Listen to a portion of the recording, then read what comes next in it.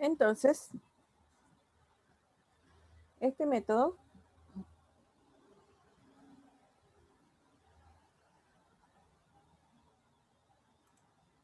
¿por qué no me deja? Ahí sí.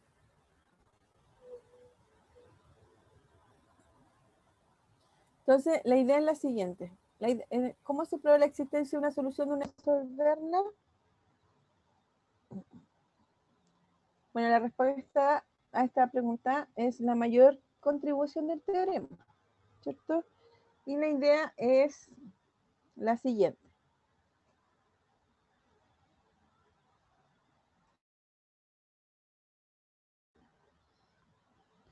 Como tenemos que la ecuación es y' igual a f de x, y, ¿cierto?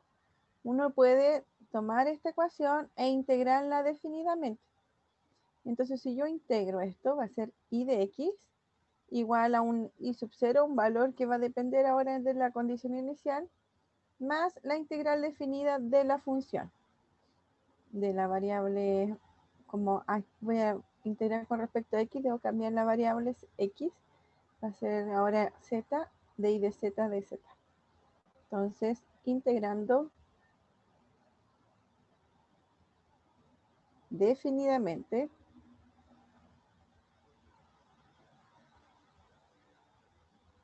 tenemos esa ecuación, ¿ya? Es como lo primero que uno se le ocurre hacer en una ecuación diferencial. El problema grave es que como yo quiero encontrar el valor de y, ¿cierto? Y este valor de y está dentro de la función, entonces queda medio recursivo, ya poder encontrar la solución. Bueno, pero este es un método para poder encontrar las soluciones usando esta forma. Me parece que lo primero que dijimos en la primera clase, que esta no es una forma muy simple, aunque es como lógico tener una derivada y querer integrarlo, ¿cierto? No, no es tan simple resolver esta integral y por lo tanto no es fácil encontrar las soluciones de esta forma. Por eso empezamos a ver otros métodos, ¿ya? Pero usando esta idea podemos encontrar la solución iterando esta solución. ¿Cómo? ¿Cómo va a ser eso? Vamos, bueno, fíjense que esto es, vamos a integrar definidamente, ¿cierto? Entre x sub 0 y x, y donde x es un x arbitrario del intervalo de definición, y si resuelve la ecuación diferencial, ¿cierto? Por el teorema fundamental del cálculo, esta función también va a resolver la ecuación, o sea, si resuelve esta li, ¿cierto? También va a resolver la ecuación diferencial. Entonces, lo que vamos a hacer es considerar una solución constante. Vamos a considerar esta como una solución. Fíjense de que, ¿por qué es una solución? Voy a borrar aquí.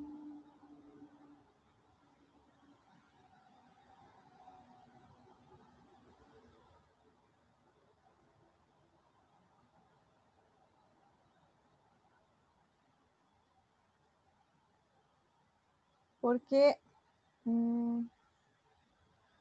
nosotros tenemos esta, ¿cierto? Esa es nuestra supuesta solución. Y si yo llamo y de 1 de x igual a y sub 0, fíjese que esto se va a satisfacer porque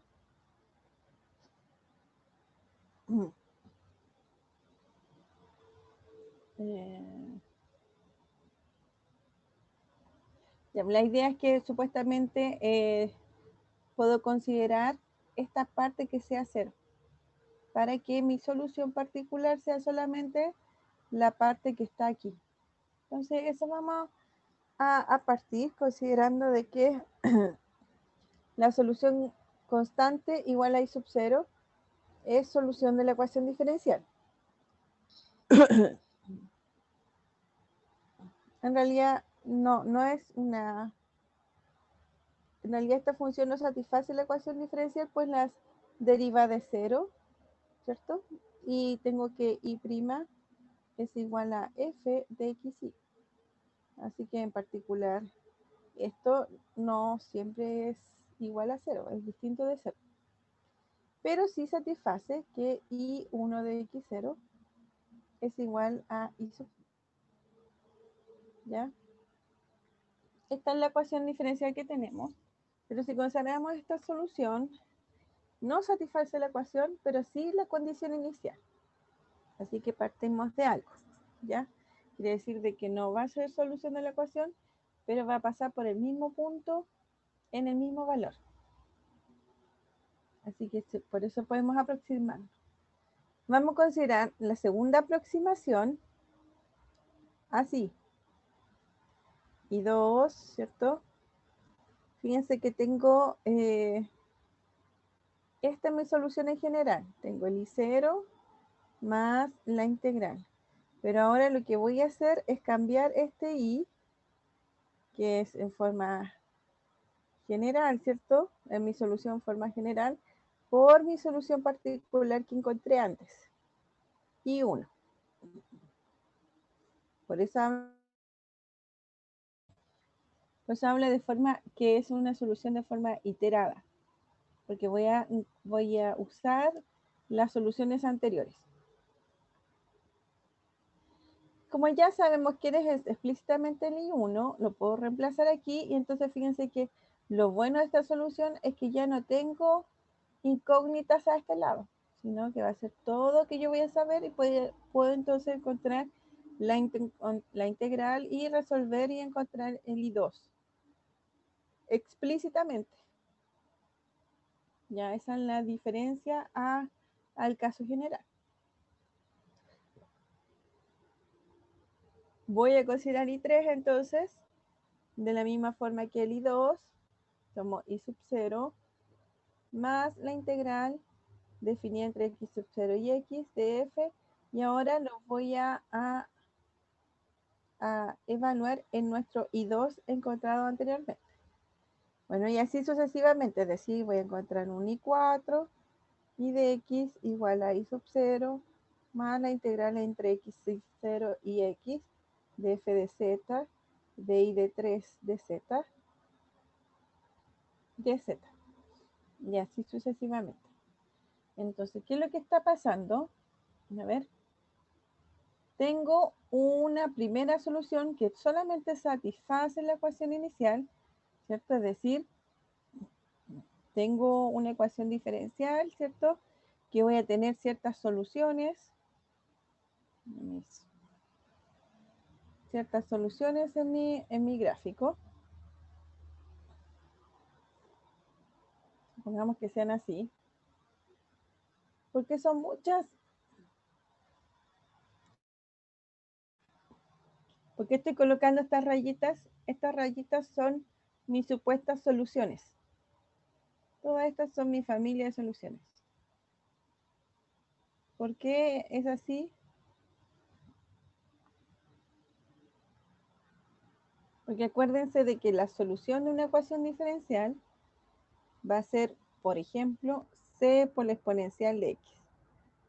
Esa puede ser una solución de una ecuación diferencial en particular. Entonces, exponencial de x es una función explícita, ¿cierto? Que es más o menos así. Y el c lo que hace es multiplicar una constante por eso. Así que lo que va a hacer, va a trasladar, ¿cierto? Esta función en 2, en 3, en 4, es decir, la va a amplificar o la va a contraer. Por lo tanto, si c vale 1, por ejemplo, es esa. Si c vale 2, es esta. Si c vale 3, entonces todas las funciones son más o menos de la misma curva, ¿cierto? Pero va a haber como una traslación, una amplificación o una reducción, ¿cierto? Dependiendo si c es positivo o negativo. O sea, si c es mayor que 1 o menor que 1. Si es negativo, entonces esto podría ser así. Entonces, estas son mis soluciones en general para esta ecuación diferencial, donde esta f sería más o menos de alguna forma para que me dé algo así, ¿cierto? Cuando yo digo esta condición inicial, yo digo, quiero exactamente la función que toma el x0 y lo lleva al y sub 0. Esta. Quiero que pase por aquí. Y entonces hay una única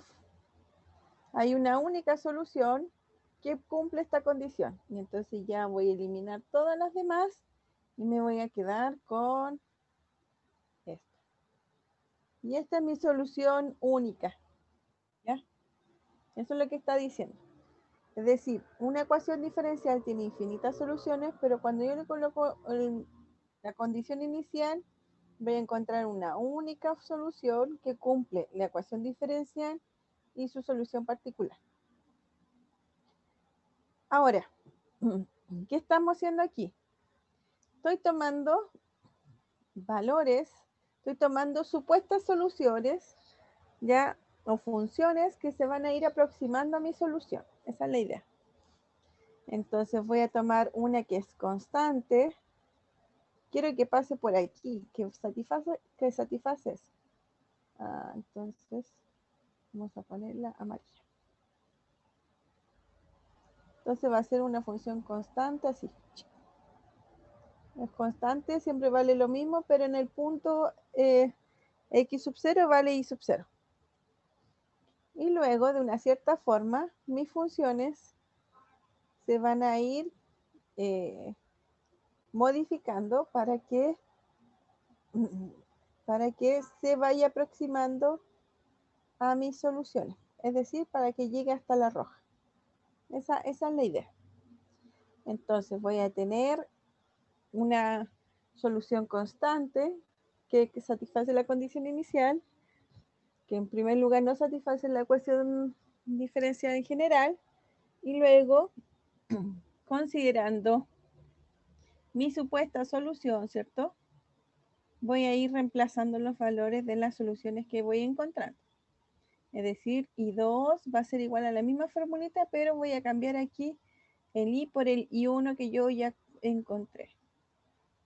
Luego, ya encontré I2, entonces puedo encontrar el I3, ya encontré el I3, puedo encontrar el I4, y así sucesivamente. Entonces, lo que vamos a hacer es que encontramos una sucesión de funciones. Es decir, encontramos muchas funciones, ¿cierto? Que pueden ir asociadas ellas. Entonces, es una sucesión de funciones que puedo colocar, ¿cierto? El IK más 1 y el IK están relacionados de esa forma. Este puede ser I20 y este va a ser f de z I19. Ya están siempre, puedo encontrar eso. Tales sucesiones, voy a poder encontrar el valor de ellas siempre y cuando sé el valor de la anterior, así que es una sucesión recursiva. Bueno, el teorema demuestra que las sucesiones de funciones convergen a una función y, así que en realidad, como existe una solución única, ¿cierto? Entonces, si yo voy diciendo que esta se va a ir aproximando a la solución, entonces, en realidad, esta sucesión van a converger a una cierta función, que esa va a ser mi solución final. Y entonces la función límite, esta de aquí, ¿cierto? Es mi solución de la ecuación diferencial. Bueno, lo difícil de la demostración está en la prueba de la convergencia. Claro, tengo que ver que en realidad esto converge a una función.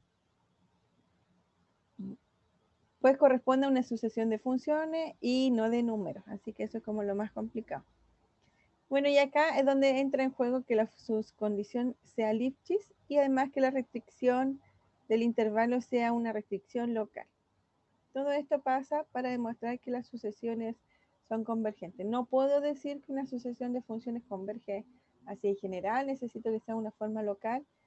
Y es súper importante que sea Lipschitz. Acuérdense que Lipschitz lo que hace es como que acota las derivadas, así que se va a ir aproximando a una cierta derivada y no se va a ir hacia lejos. Bueno, veámoslo en un caso particular. Consideremos esta ecuación diferencial.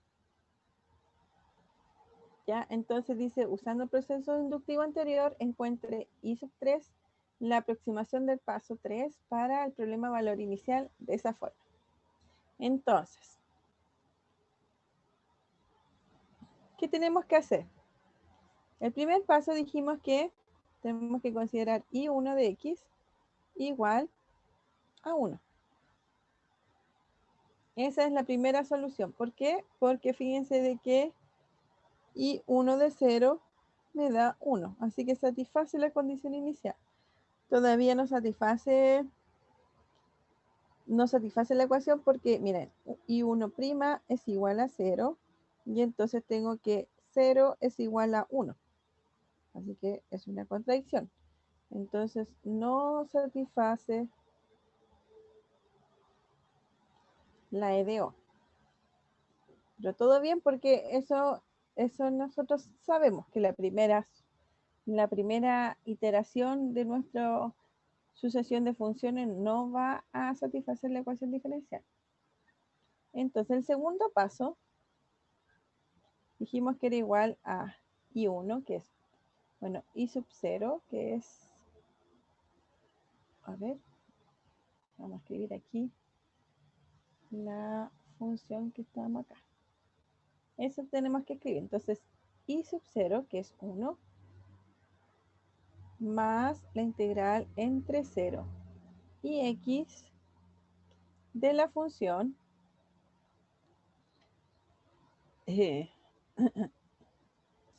vamos a escribirla así mejor, mira.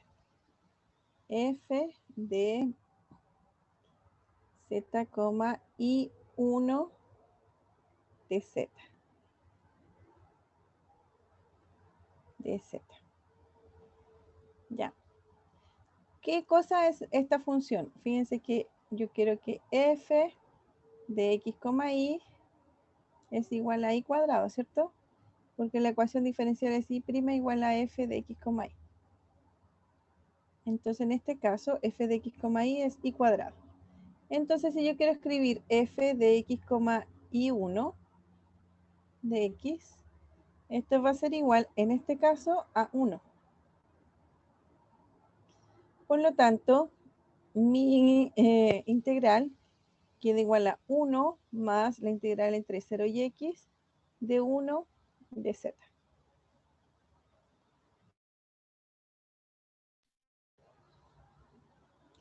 Entonces esto me queda 1 más la integral que es z entre 0 y x. Me queda 1 más x.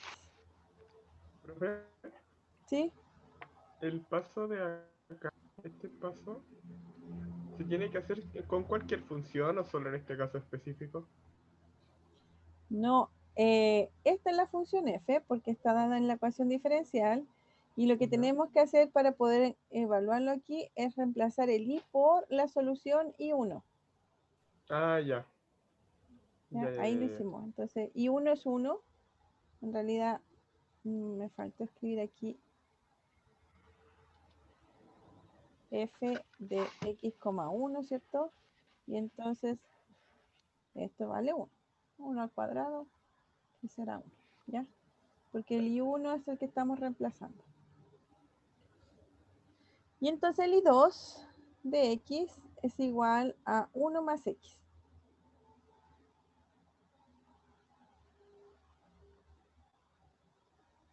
Entonces hacemos el método iterativo. Vamos a considerar el i3. El i3 de x es igual a i sub 0, que es 1, más la integral entre 0 y x de la función ahora evaluada en... Entonces, ¿cuánto vale f de x, i2 de x? Entonces, esto vale f de x, 1 más x, ¿cierto? Entonces, esto es 1 más x al cuadrado. Entonces, ahora vamos a reemplazar la función por esa. Pero no en x, sino en z. Acuérdense que tenemos que cambiar la variable. Entonces, me va a quedar 1 más z al cuadrado de z. No podemos tener los límites de integración con la diferencial dentro de la integral iguales. Por eso se cambia la variable.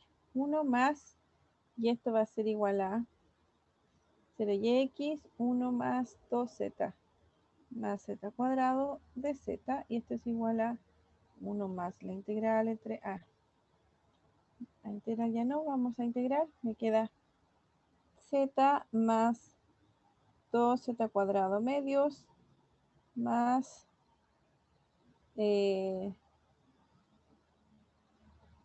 z al cubo tercio, ¿cierto? Entre 0 y x.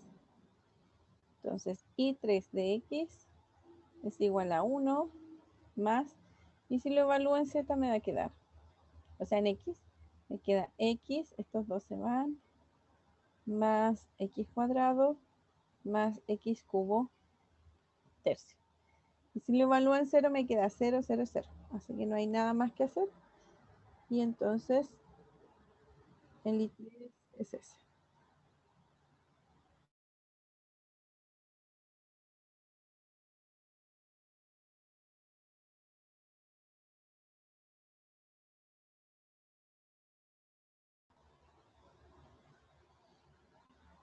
Y me pedían el I3, dice, encuentra el I3 de la aproximación del paso 3 para el problema de lo inicial. Entonces, el I3 sería este de aquí. Fíjense de que si yo veo la ecuación, ¿será que el I3 es solución? Bueno, podemos calcularlo. Derivemos. ¿Cuál es la derivada de I3? Es 1 más 2x más 3x cuadrado tercios. Porque esto es 1 más 2x más x cuadrado. Y por otro lado, I3 al cuadrado es igual a 1 más x cuadrado más x al cubo tercios al cuadrado. No lo voy a subrayar, es bastante grande. ¿Estos son iguales? No, fíjense que no, porque aquí tengo un polinomio de grado 2 y este es un polinomio de grado 6. Así que este es distinto. Por lo tanto, aún I3 no es solución de la EDO. Y eso está bien porque acuérdense que todos los elementos de la sucesión no son soluciones de la EDO, sino que hacia donde converge es solución de la EDO. Así que no, estamos bien. No es que haya un error porque no es solución. Entonces lo que dijimos es, tomamos la ecuación diferencial, ¿cierto? Y usamos el método inductivo pues, para encontrar nuestras soluciones. En este caso no me están pidiendo hacia dónde converge, sino hasta el paso 3. Entonces, ¿cómo empezamos? Tomo I1 igual a 1, ¿cierto? Porque necesito que satisfaga la condición inicial. Tomo I1 igual a 1 y entonces lo reemplazo, después tomo él y lo reemplazo en el I2, me queda 1 más la integral en f evaluado en z y en I1. Entonces me queda esa integral y por lo tanto el I2 es 1 más x, está aquí.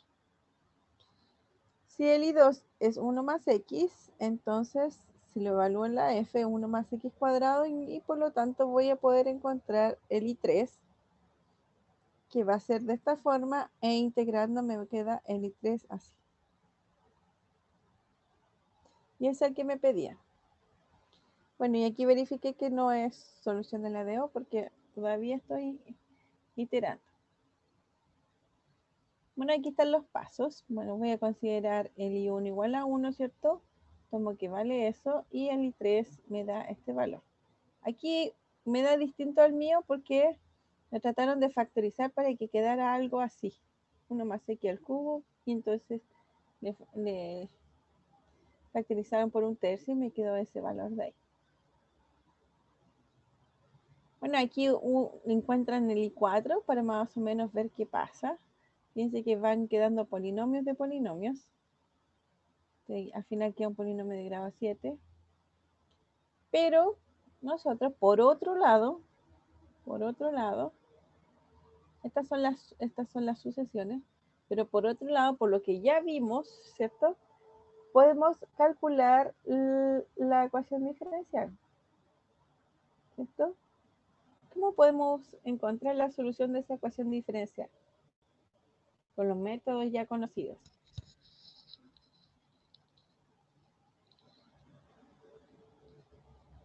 ¿Con variables separables o no? Con variables separables, ¿cierto? Entonces voy a poner y', mejor dicho, di partido por y cuadrado, y acá voy a colocar dx, ¿cierto? Y entonces, la integral de esto es menos 1 partido por y, ¿cierto? Y este otro lado va a ser x más c. X más c. Entonces, esto es menos 1 partido por x más c es igual a y. Pero tenemos la condición inicial. ¿Cuál era la condición? Y de 0 igual a 1, ¿no? Y de 0 igual a 1.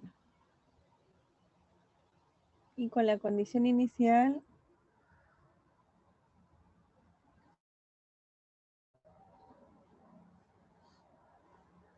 y de 0 igual a 1, tengo que 1 es igual a y de 0.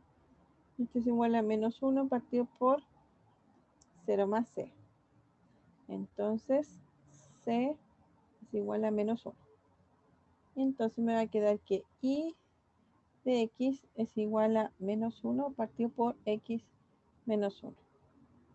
Que es lo mismo 1 partido por 1 menos x. Que es esta función. Fíjense de que esta función se puede escribir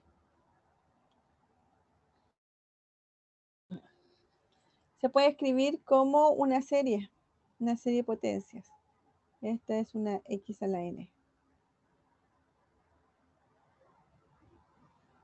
¿Ya? Y fíjense de que lo que está quedando acá son polinomios. Son polinomios. Entonces estos polinomios, si vamos, cada vez va aumentando el grado. ¿Ya? Tengo un polinomio de grado 1, después tengo un polinomio de grado 3, después un polinomio de grado 7. Entonces lo que está diciendo aquí es que se va a ir aproximando hasta llegar a una sucesión, al límite de la sucesión va a ser una suma infinita, con grado infinito, es decir, una serie. Y exactamente esta serie es 1 partido por 1 menos x. Donde este intervalo de definición de esta función va a ser del menos infinito hasta el 1. Y entonces, ¿qué es lo que está pasando? Tengo aquí mi función i1. Tengo la función i1 que es constante. El i2 no va a ser solución de la ecuación diferencial, pero va a ser más o menos así. Acuérdense que es 1 más x, así que continúa siendo recta. El i3 es una función al cubo, así que me queda más o menos así. El i a la cuarta es un polinomio de grado 7, así que es así. ¿Ya? Y todas pasan por la condición inicial que i de 0 es igual a 1.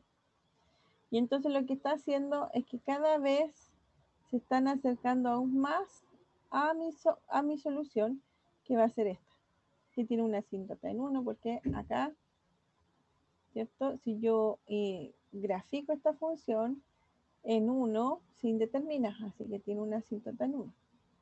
Una asíntota en 1, y entonces esta es la solución.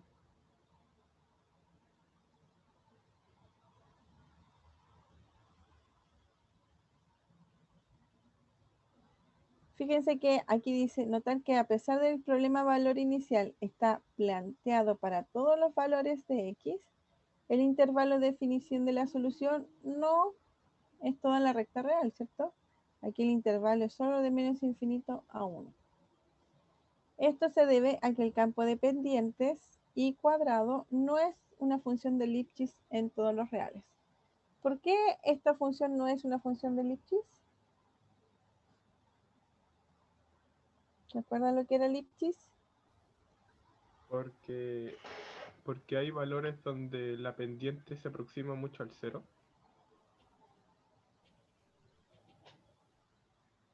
Mm, O la es pendiente lo tiende a contrario. infinito. La pendiente tiende a Es, infinito. claro, ahí sí. Claro, acuérdense de que el gráfico de esta función, el i cuadrado, es así. Entonces la pendiente en estos valores, que cada vez es más grande, no van a ser acotados. Entonces la pendiente cada vez es mayor y por lo tanto no puedo definir que la función sea elipsis para todos los reales. La puedo definir en un intervalo aquí, ya, porque aquí yo puedo acotar las pendientes, pero en todos los reales no, porque hacia el infinito, ¿cierto? Mis pendientes van a ser más verticales. Por lo tanto, no va a cumplir la condición de elipsis. Por eso se debe restringir, y no es todos los reales, sino que deberíamos restringirlo para este intervalo de definición.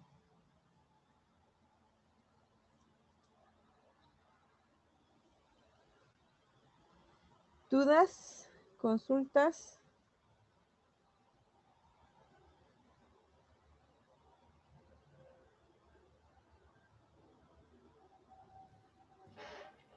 Profe, ¿Sí? en esa función, en el i cuadrado, se toma desde el menos infinito, porque desde el menos infinito hacia el uno las pendientes van bajando como su... O sea, sí, pues van bajando, no van creciendo.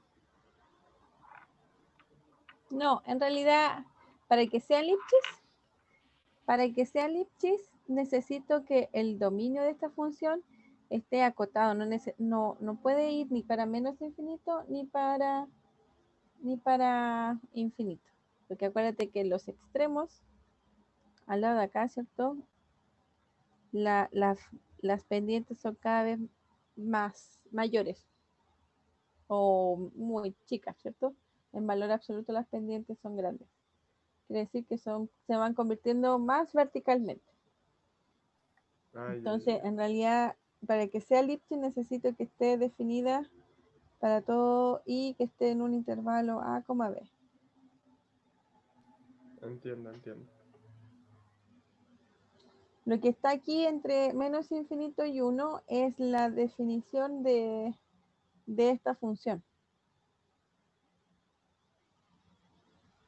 Creo que aquí me falta una constante. Voy a borrarlo porque no me acuerdo exactamente, pero es que elevado a la n por... Yo creo que es que elevado a la n.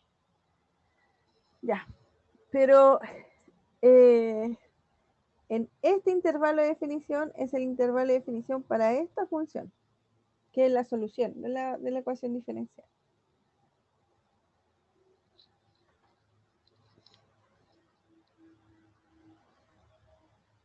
¿Ya? ¿Alguna duda con estos ejercicios? Podríamos ver. Tenía esto nomás preparado para hoy día y se me hizo cortito. Pero podríamos buscar ejercicio. ¿No estoy grabando? Sí, estoy grabando. Ah, ya estoy grabando.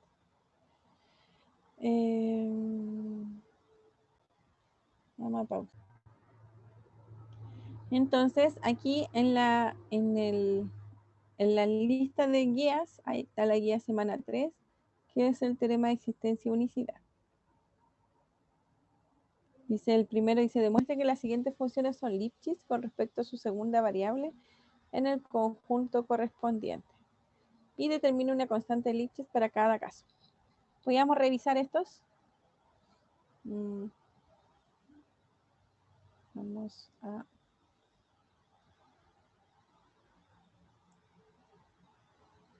Traten de hacerlo ustedes por mientras. Encuentren la constante de Lipschitz.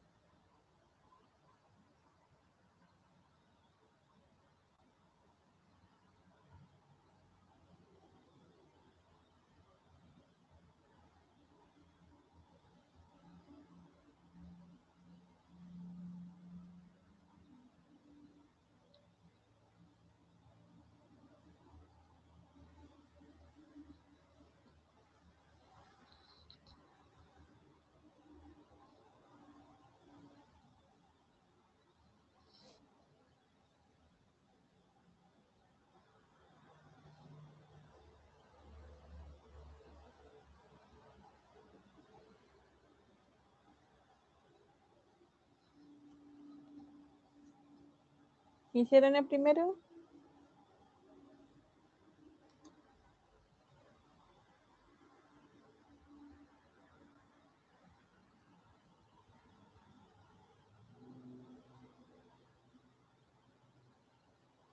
Todavía no se decide exactamente, el coordinador no dice hasta dónde entra el control, pero yo creo que esto no debería entrar, pero todavía es una información no oficial. Profe, ¿Sí? ¿cómo es el formato de los controles y de las pruebas? Em, Va variando, pero hay algunos que son con alternativas, hay otros que son con desarrollo. Y en cuanto al tiempo, ¿son de como sincrónicos o cómo?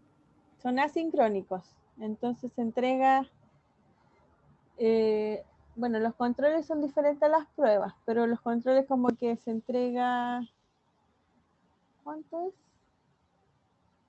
Uy, se me olvidó.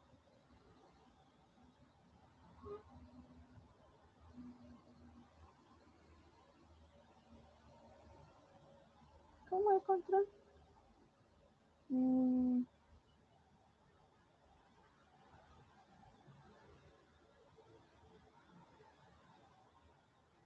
tiene una cierta cantidad de tiempo, creo que son 3 o 5 horas, y lo tienen que hacer y supuestamente tienen una duración de 3 horas para desarrollarlo y enviarlo, algo así, una cierta cantidad de tiempo. Y las pruebas son que duran un día, pero tienen 3 horas también para resolverlo. Pero me queda habilitado para que puedan entrar todo un día. Eso. Gracias, profe. Ya.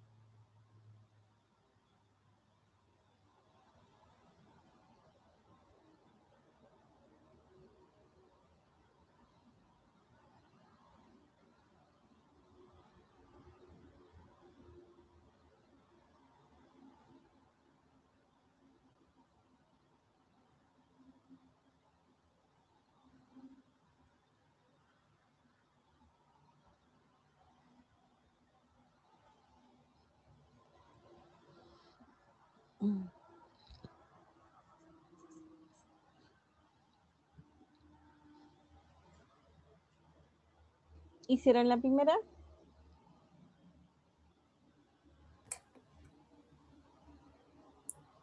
Sí, a mí me sale que la constante es -14. -14. A ver, Sí, no sé si está bien, pero vamos a ver.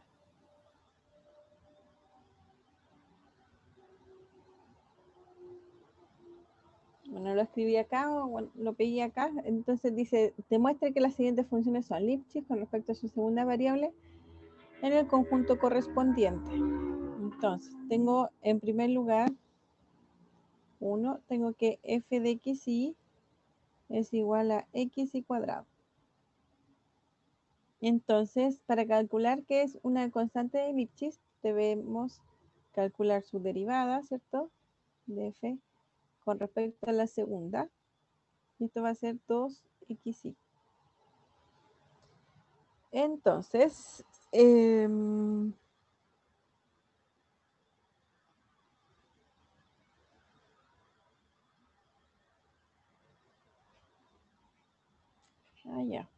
Entonces, acuérdense que para que sea Lipschitz tiene que cumplir que f de x, y1 menos f de x, y2, ¿cierto?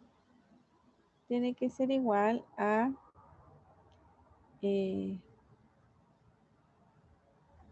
L por y1 menos y2. No es igual, es menor o igual. ¿Cierto? Esa es la definición para que sea Lipschitz.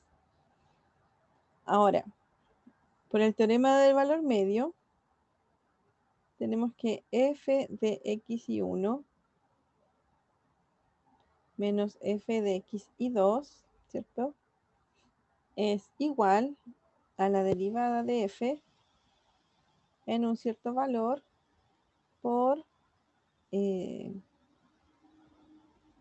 menos y2. Entonces, si le colocamos valor absoluto, ¿cierto? Esto va a ser valor absoluto. Y aquí se me van los paréntesis.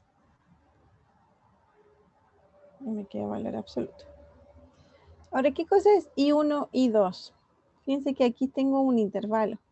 Entonces dice que X, Y pertenece al intervalo menos 1,3 plus menos 1,7. Es decir, X pertenece al menos 1,3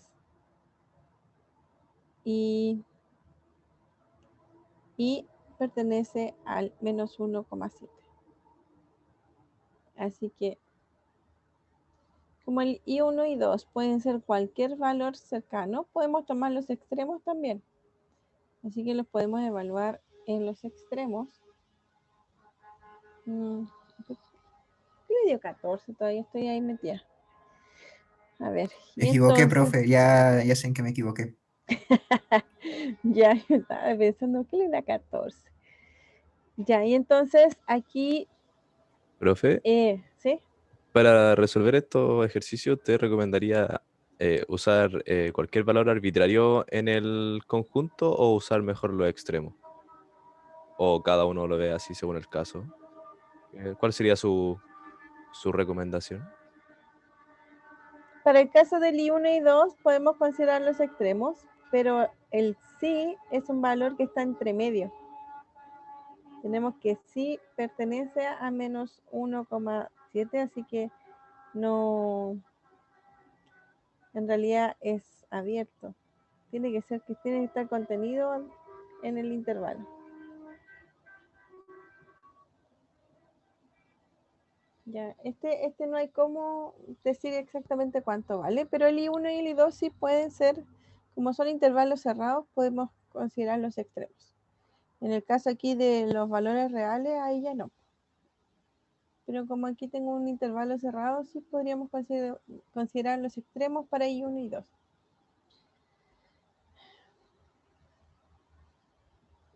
Pero no quiero, en realidad al final está lo mismo porque yo quiero acotar esto. Quiero encontrar esa función, o sea, ese valor de L. Entonces, ¿qué hacemos? A ver.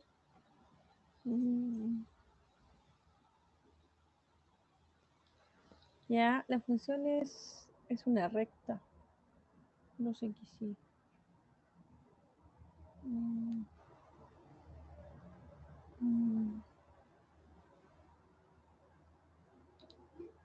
Entonces tengo que df a di de sí, ¿cierto? Es igual a 2xy, ¿cierto?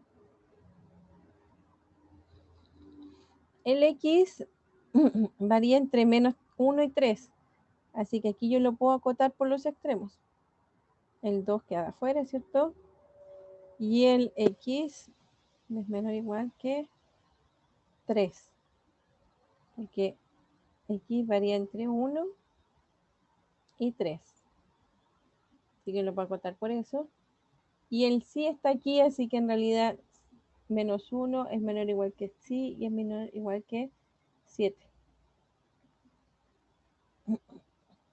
Entonces también puedo acotar el sí por el 7, por 7.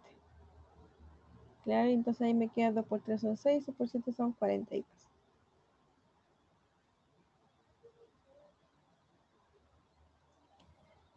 Ahí sí. Entonces, tengo que encontré mi cota. Esto va a ser menor o igual que 42 y por lo tanto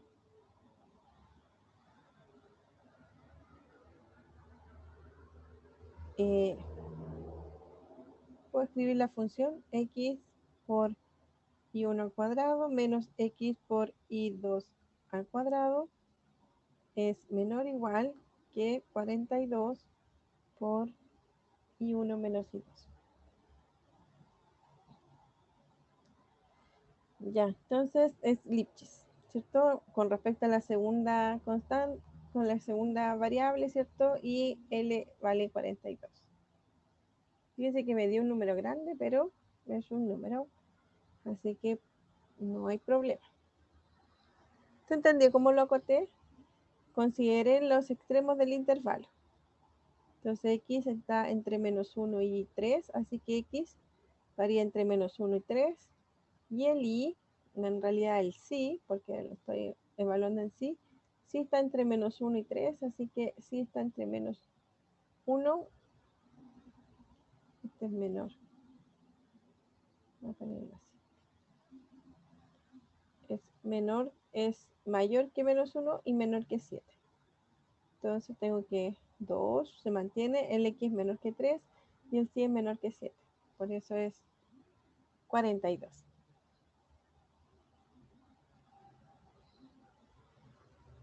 ¿Dudas? ¿Está bien?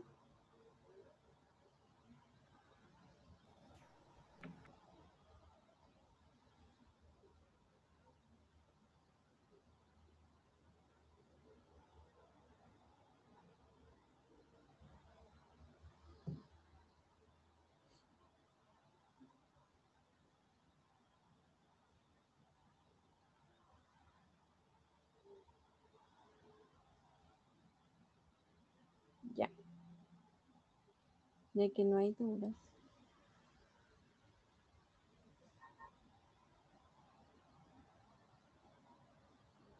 ¿Cómo sería el 2? Fíjense que el 2 tengo algo súper diferente que el anterior. ¿Cuál es?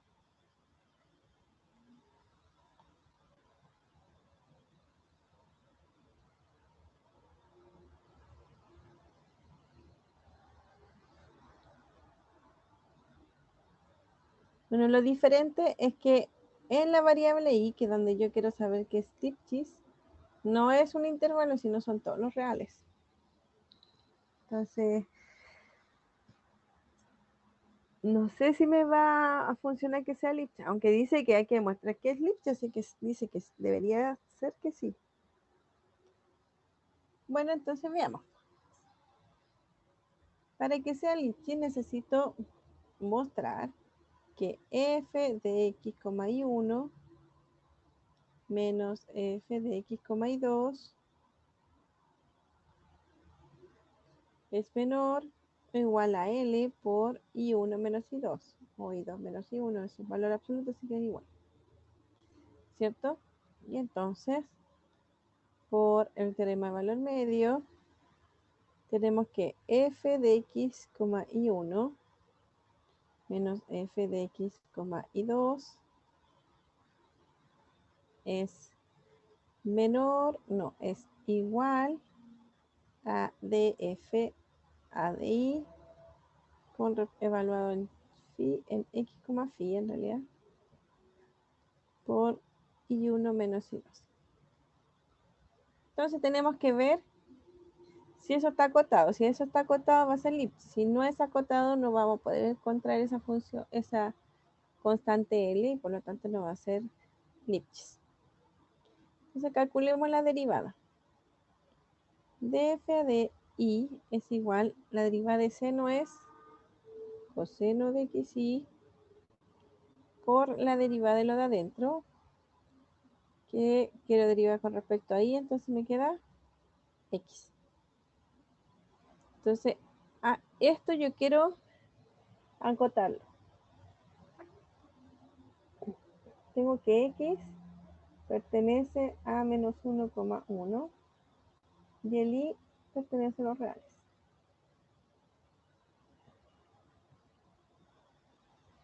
Si x pertenece a menos 1,1, quiere decir que menos 1 es menor o igual que x, menor o igual que 1, ¿cierto?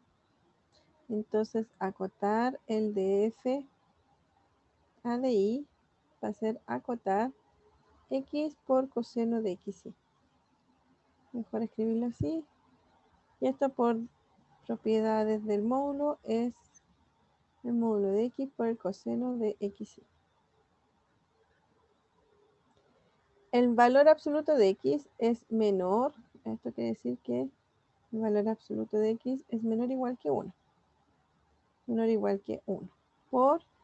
Y el coseno lo podemos acotar por algo. Por 1. Menor o igual a 1 también. Claro, es menor o igual que 1, así que me queda 1. Y por lo tanto esto es 1. Entonces, de f a de y es menor o igual que 1. Y entonces el L es igual a 1. ¿Cierto? Acoté esto, entonces puedo reemplazarlo en este valor y encontrar el valor de L. Esto es menor o igual que 1 por y 1 menos y 2. Así que por eso el 1 vale la L.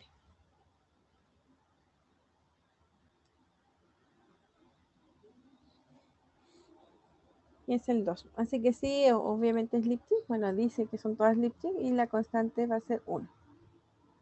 Profe, en este caso, como dice, tengo que también demostrar que es continuo, ¿no? O eso es por Ah, el sí, teorema de sí, existencia y sí. unicidad. No, no, es verdad. El teorema de existencia de unicidad muestra de que hay que mostrar que la función es continua y que es Lipschitz con respecto a la segunda variable. Sí, ese es el teorema. En este caso me piden solamente esto, pero fíjense que como estoy usando el teorema de valor medio, en realidad estoy usando que la función es continua y derivable en la segunda variable, así que también habría que demostrar que en realidad cumple esas condiciones, porque si no, no puedo usar el teorema de valor medio.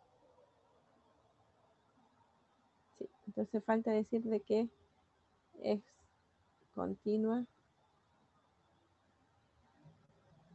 y derivable.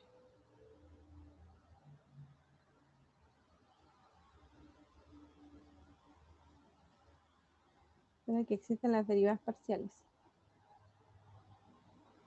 Y es continuo, ¿cierto? Porque es composición de funciones continuas y adentro es una multiplicación de funciones continuas, así que, y derivable también, así que no hay problema.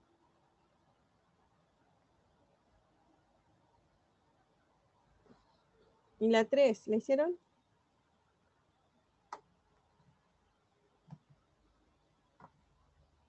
Aún no, profe. Aún no, profe.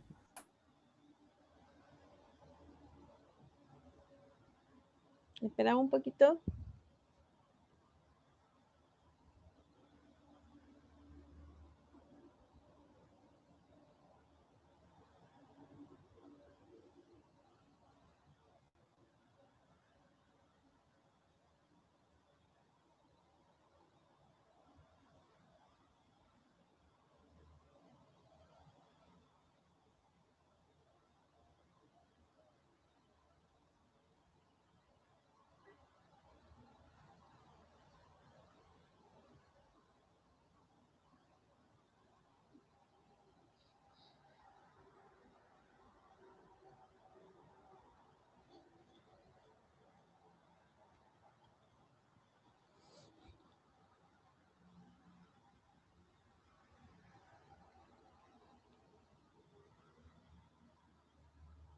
Ya, por honor al tiempo, que ya deberíamos terminar, lo vamos a hacer rapidito.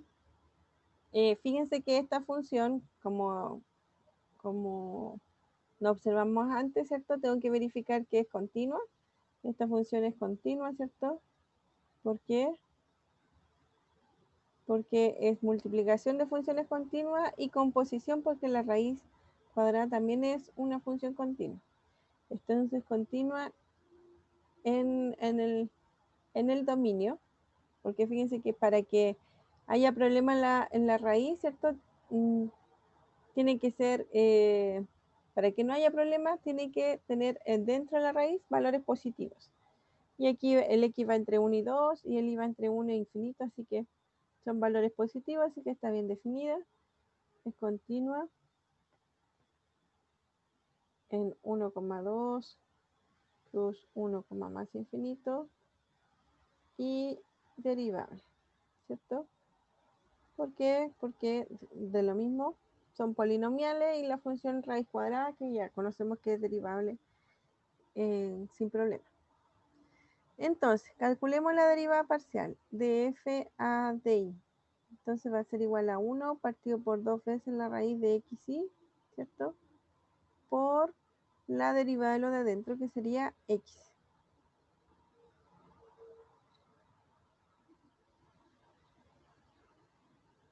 Sí.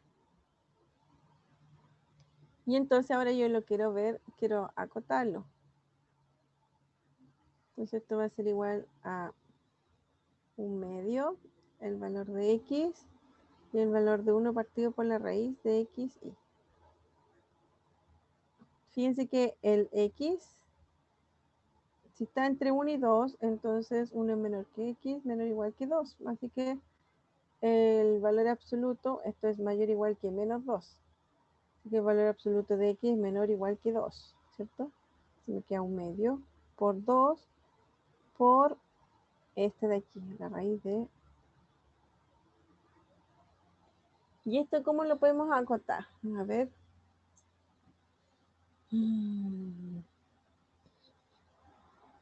Tengo que 1 menor o igual que x, menor o igual que 2, ¿cierto? Y el y varía entre 1 menor o igual que y menor o igual que más infinito.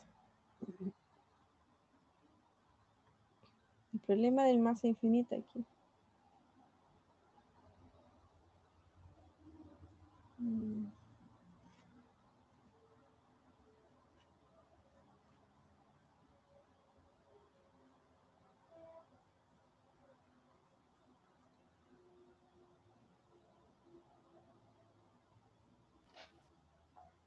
Si multiplico,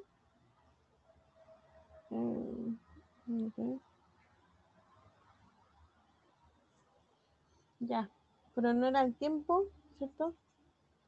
Tomaría los valores menores. Sí, eso estaba pensando que eso puede ser. Como está, a ver, 1 partido por xy, ¿cierto? Va a ser mayor, es menor que 1. ¿Eso es verdad?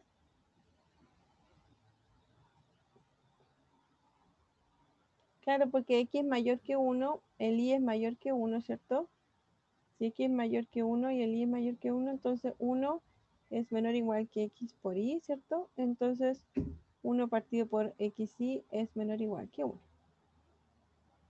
Tengo esos dos, entonces me queda mayor que 1. Y si le aplico raíz, me queda la raíz de esto y la raíz de 1 es esto. Entonces esto es menor o igual que 1, así que se me van esos dos. Y esto es menor que 1, entonces esto es menor que 1. Y luego esta sería mi constante de Lipschitz. Nuevamente es 1. Sí. Gracias, Cristóbal. Ya, eso. Dejamos el 4 de ejercicios, ¿ya? Lo dejamos hasta aquí. Nos vemos mañana. Que estén bien. Chau. Chao, chao. No, Chao, profe, profe, cuídese. se cuida. Gracias igual.